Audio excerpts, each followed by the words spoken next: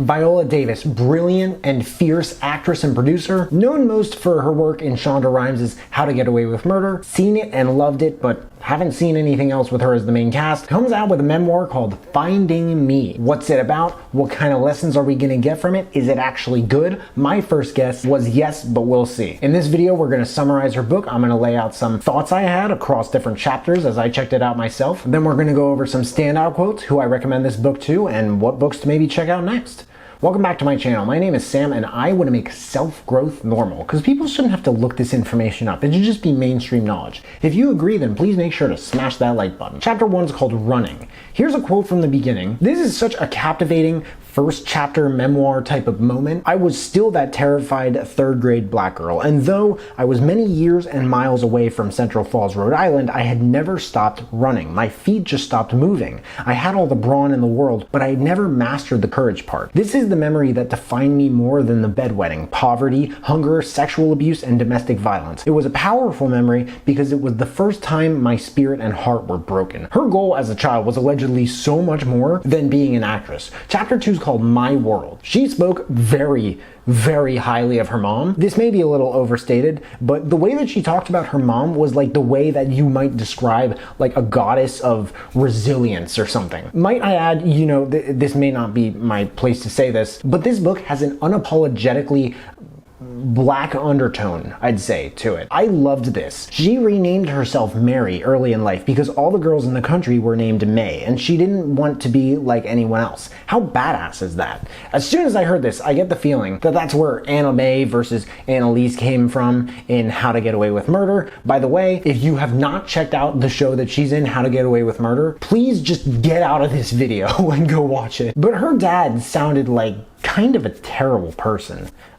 Chapter 3 is called Central Falls. Here is where she learned about how to make it out, how she could make it out of the lifestyle that she grew up in, the moment where that all kind of happened. Thank you to her sister, Diane. Chapter 4 is called 128 after the apartment number that they lived in. Apartment 128 sounded like hell.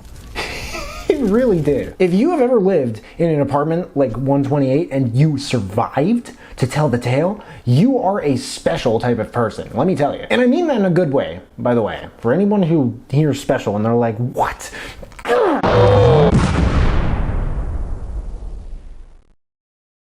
Chapter 5 is called Minefield. Some of the stuff I will say that you hear in this book, it can be a little bit bleak. Like, it's hard to believe that someone goes through things like this. I was a little jealous that their father came running out with a belt looking to find them. No one came running looking for me. Doesn't that sound a little bleak? You know? The story about the Lifesaver show was awesome. Like, this was a beautiful picture of what it looks like for a small group of young girls capturing the entrepreneurial spirit of America. Say what you want about our country, we have what I would personally call a wonderful entrepreneurial spirit that never seems to die. Like, let's start something. Not everyone finishes it who does start something, but my thoughts on the word entrepreneur and where it is in our society right now, it's a topic for more than one separate video from this. But like Davis said, the sisters did not want to win, they just wanted to be someone. Chapter 7 is the sisterhood. Speaking of sisters, I feel like I've gone way too far into this review without actually saying something that I admire about the book.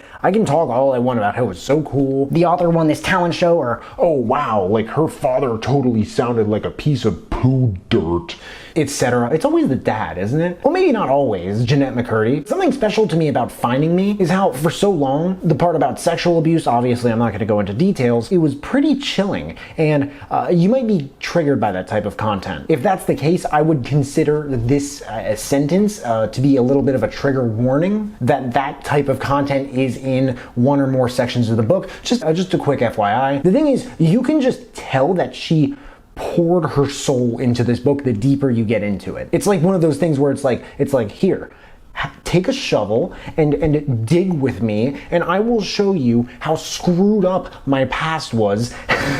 Like, there are some negative reviews that might mention, you know, the book was really just about how screwed up everything was for her as a child and how she made it out. But I think it's a little bit deeper than that. Also, people who don't really get much more out of that than enjoyment, I mean, they still get enjoyment out of it. A lot of people read books, whether they're fiction or nonfiction, for the sheer sake of enjoyment. I don't remember, for some reason, whether I've reviewed Bittersweet by Susan Cain or not, but if I have, I'll link that in the description. And that book does a really excellent job of explaining why some things that are really sad or bleak give us this sort of enjoyment or fulfillment that we would not get in any other way. But in this chapter, Davis references her time in apartment 128. I feel like this really indicates her sense of coming from humble beginnings, so as to recognize how far she's traveled, and again, yet, it's almost as if at the core, and considering what she fears most deeply throughout the years, she's ultimately the same person she used to be, which kind of begs us to come back to the title of the book. That's the thing about like personal transformation and huge overarching changes in your life. You're still the same person, and it's hard to believe sometimes, but you still just can't forget it. She and her sisters had a band called the Hot Shots, and whatever they didn't have musically, they made up for with enthusiasm. It makes you wonder what it is exactly, maybe more than one thing, that sparks such a fierce light out of such a dark adolescence. She used the word saturated a lot, in the last several chapters. I guess you could say it was saturated. What am I need to go to bed. It's like 12:30. My girlfriend and I are still not sure about whether we want to have a child. Now, I'm not sure if that was a dad joke or a bad joke, but it was probably not a good one, or even one that made sense. Saturation squared. I've talked to customers about it too, and they're like, well, you can't plan on a gender. And I'm like, well, if we do have a child, she wants it to be a ginger. And they're like, well, you don't have to plan for that. It's more than likely gonna happen. Chapter 10 is the starting block. Now, this from the starting block is something I vaguely feel like I've heard a cast member say, but just not as clearly stated. Nearly as clearly stated. The process and artistry of piecing together a human completely different from you is the equivalent of being otherworldly. Actually, it might have been Will Smith. It also had the power to heal the broken. All that was inside me that I couldn't work out in my life, I could channel it all in my work, and no one could be the wiser. And if I was good at it, I could make a life. Here's another part that stood out, because obviously, well, I'm white, and books about race, in my experience, don't help as much with talking about race as much as simply talking about race in practice. Not really talking bad or good, just talking. Maybe constructively talking, if anything. By the way, if you are a black girl or woman, let me know if you agree with her, because I love hearing black authors' childhood experiences based around race. It's just a very important thing I believe that we should be listening to, especially today. Adoration for girls validates our femininity. When you are a dark-skinned girl, no one simply adores you. They laugh with you, tell you their secrets, treat you like one of the boys, but there's no care or devotion given to you. The absence of that becomes interracial. The last part about it being interracial is so interesting and unfortunate, because it seems like a very deep but demographic specific issue to me. Please tell me if you guys agree with this, or any of your thoughts on it in the comments below. I'd love to hear what you guys have to say. Chapter 11 is called Being Seen. The trip she had to Miami for her senior year, it sounded pretty magical. It sounded like probably the biggest needle mover in the whole book, as far as discovering herself. Also, that guy Jeff from Upward Bound, he's like, I don't know, people named Jeff are very hit or miss, but I swear the helpful ones, now they're the ones you will never forget. Davis did a splendid job, by the way, describing everything these people did for her and how they changed her life and perspectives as she grew up. I must add that her style in doing this, I found it to be refreshingly clean. I think everyone deserves a strong, supportive sister like Diane. Also, I appreciate her insights on how difficult it can be to work your booty off just catching up in school. Chapter 13 is called The Blooming. Juilliard, honestly, like the way she talked about it, it just sounded kind of scary and strict as hell, mind you. People who had been training for a test since they were 2 years old, poo-hole teachers, and more. Here's the part before she explained what went wrong in her first serious relationship. I won't say with whom. I asked for a boyfriend, professional acting status, and the experience of traveling overseas, but I didn't ask for wisdom, I didn't ask for self-love, and it showed. As the gay may say nowadays, that is not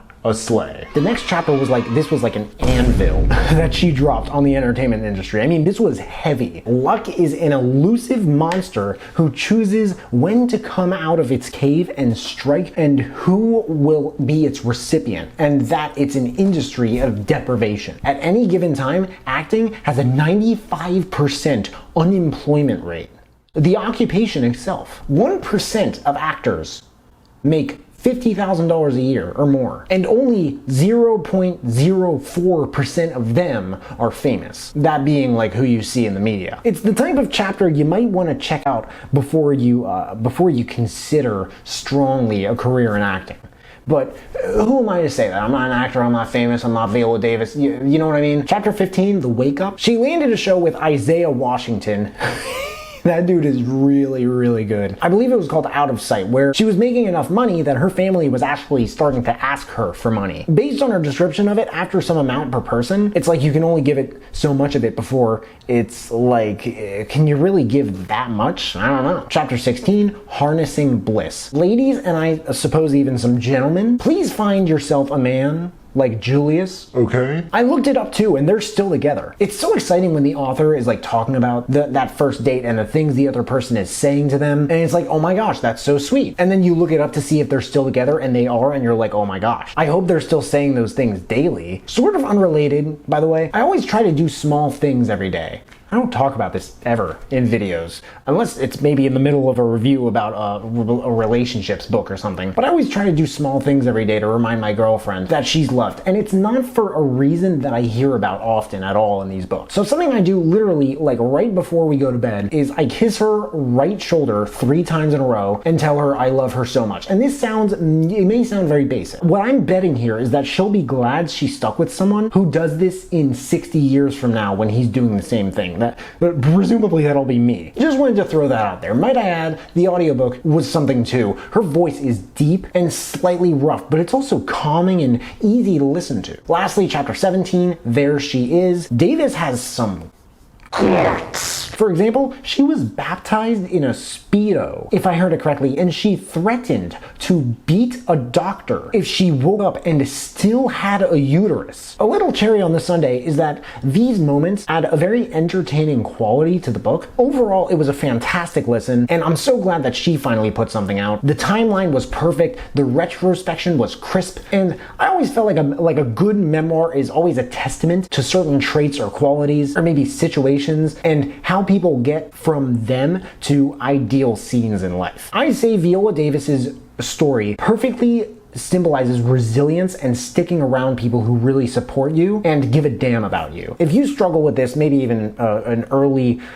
partial direction 1, you should definitely check it out and be on the lookout for maybe specifically that. Quotes. Show me a hero and I'll show you a tragedy. I felt she liked me. This unfortunately was an illusion. I created a phantom to survive. As an actor, you become a soul searcher, a thief. After the curtain call, you're left with you. I didn't even know I had to have a certain behavior to have a sense of belonging with my own race. I never got girlfriend roles, even if you saw the girlfriend without the boyfriend. Direction 1. This is the type of book I would recommend to anyone who wants to know what it is that causes someone who grows up in an oppressive environment to rise above and push through to something totally opposite of it. Direction 2. If you like this book, you might like Becoming by Michelle Obama, Will by Will Smith, and maybe even I'm Glad My Mom Died by Jeanette McCurdy. Also, speaking of Michelle Obama, a couple things. 1, she's coming out with a book too soon called, what is it? The Light We Carry. I'm just about to put out a video on that. And 2, there is a new series that Viola Davis stars in playing Michelle Obama called The First Lady. I'll admit I am not familiar with Viola Davis's work, but I have seen How to Get Away with Murder, and I was floored by her performance. Floored. Finding Me by Viola Davis. There's a link in the description if you guys want to check it out and read the reviews. That and all the other books that I mentioned in this video if you want to check those out too. If there are any other books that you guys want me to check out and review, please let me know in the comments below. Also let me know if you checked out this book and you liked it. But hey,